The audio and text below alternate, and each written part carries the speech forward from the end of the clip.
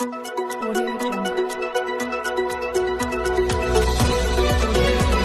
پہلے نظر ڈالتے ہیں اب تک کی بلٹ۔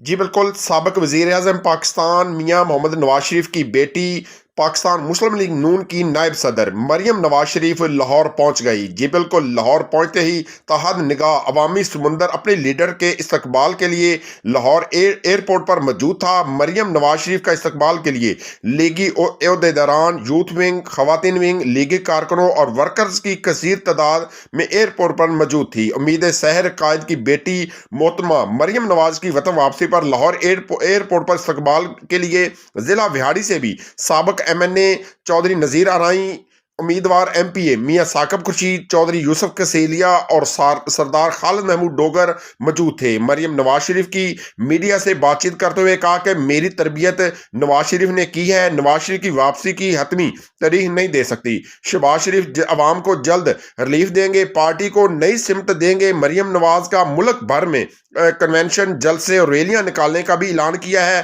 مزید کہا کہ شاد خاقان عباسی کی پارٹی اور نواز شریف سے وابستگی پر کوئی سوال نہیں اٹھا سکتا۔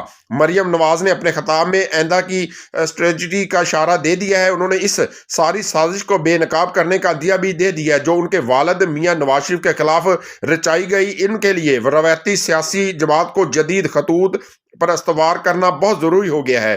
مریم بی بی کی واپسی پر اپنی والدہ اور سابق خاتون اول بیگم کلثوم نواز کی قبر پر بھی حاضری دی۔